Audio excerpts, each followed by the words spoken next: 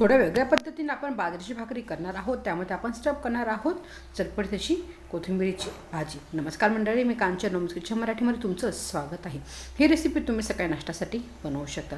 तितकीच टेस्टी पण बनते आणि खायला हेल्दी पण. व्हिडिओ शेवटपर्यंत बघा. चला तर रेसिपीला सुरुवात करूयात.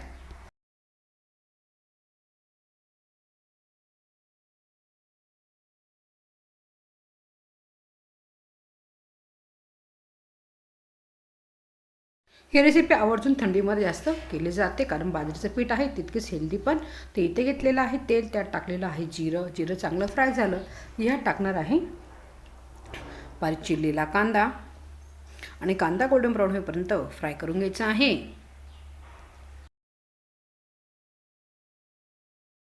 कांदा इथे फ्राय झाला की लगेच टाकणार आहे हिरवी मिरची अद्रक लसूणची पेस्ट.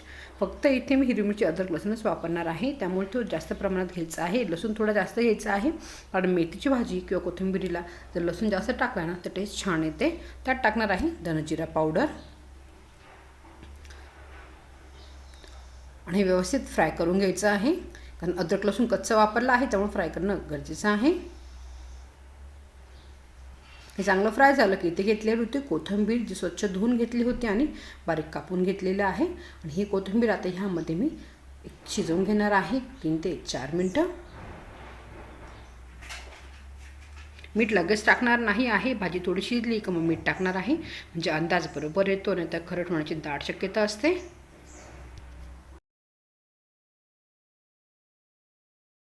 तुम्ही ते बघू शकतात. कोथिंबीर पण इथे चांगली फ्राय झालेली आहे. त्यात टाकणार आहे चवीनुसार मीठ आणि शेंगदाण्याचा कूट. मग शेंगदाणे घेतले होते, थोडे भाजले होते तव्यावर आणि मिक्सरला ग्राइंड करून घेतलेले आहे. हे मिक्स करून घेणार आहे. इथे मी कोथिंबीर वापरली आहे. तुम्ही मेथीची भाजीसुद्धा वापरू शकतात.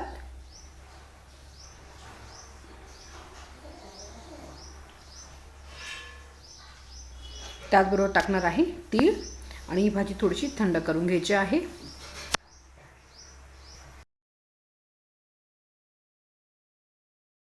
भाकरी करण्यासाठी इथे घेतलेलं आहे बाजरीचं पीठ. त्यात टाकणार आहे चवीनुसार मीठ, पाणी टाकणार आहे, थोडंसं कोमट पाणी वापरलेलं आहे.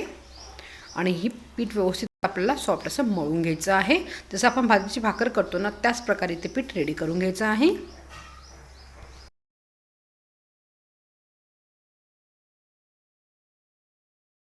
पीठ इथे व्यवस्थित मळून घेतलेलं आहे, तुम्ही ते बघू शकतात. आता मी त्याचे 2 पार्ट करून घेणार आहे आणि अशा प्रकारे हाताने पीठ व्यवस्थित मळायचं आहे.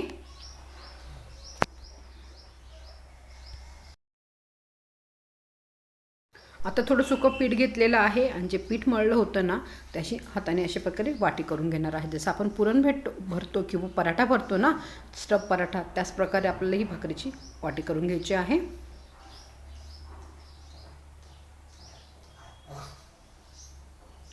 तर त्यात टाकणार आहे मेथीची भाजी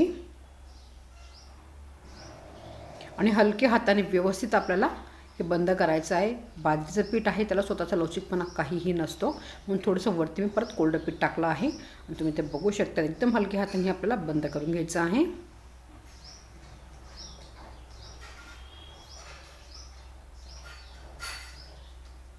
अशा प्रकारे झालं की लगेच घेणार आहे कोरडं पीठ आणि जाडसरच आपण हे थापून घेणार आहोत.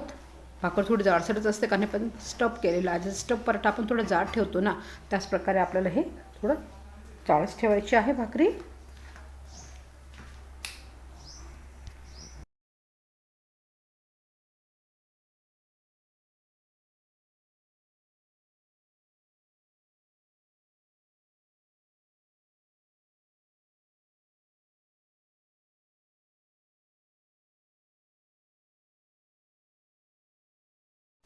भाकरी तव्यावर टाकलेली आहे, वरतून पाणी लावणार आहे. ज्या साईडने आपण भाकरी थापली, जी पिठाची बाजू आहे ती वरती करायची आहे आणि पाणी लावून घेणार आहे. आणि भाकर आपण एक 2 ते 3 मिनटं एका साईडने चांगली भाजून घेऊयात. एका साईडने भाकरी भाजली गेली आहे, पलटून घेऊयात. दोन्ही साईडनी भाकरी आपण स्लो गॅसवर चांगली भाजून घेतलेली आहे. स्लो गॅसवरच भाजायची आहे, कारण भाकरी आपण जाड थापलेली आहे, मध्ये सारण स्टफ केलं आहे, त्यामुळे स्लो गॅसवरच भाजणं गरजेचं आहे. तर अशा प्रकारे छान गोल्डन ब्राऊन झालं की वरतून टाकणार आहे तूप तुम्ही ते तेल पण वापरू शकता. तूप थोडंसं मेल्ट करून घेतलं होतं आणि आता तूप टाकून दोन्ही साईडनी भाकरी छान खरपूस होईपर्यंत भाजून घ्यायची आहे. व्यवस्थित दाबून दाबून आपल्याला भाजायचे आहे. जसं आपण पराठा भाजतो ना, दाबून त्या प्रकारे आपल्याला व्यवस्थित हे भाजायचं आहे.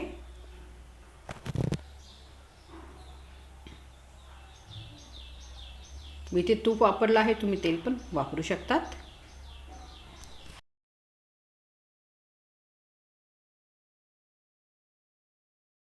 तेल लावून दोन्ही साईडनी खरपूस अशी भाकरी छान भाजली गेली आहे, तुम्ही ते बघू शकतात. तर इथे आपली स्टफ केलेली कोथिंबीरची भाकरी खाण्यासाठी रेडी झालेली आहे. इथे स्टफ अशी कोथिंबीर भरलेली भाकरी खाण्यासाठी रेडी झालेली आहे. तुम्ही रेसिपी सकाळी ब्रेकफास्टसाठी करू शकता. दह्याबरोबर हिरवी चटणी किंवा शेंगदाण्याबरोबर रेसिपी खाऊ शकतात. रेसिपी घरी जरूर ट्राय करा. व्हिडिओ कोणत्याही कारणावर तर लाईक आणि शेअर जरूर करा आणि माझ्या चॅनलला सबस्क्राईब करायला विसरू नका.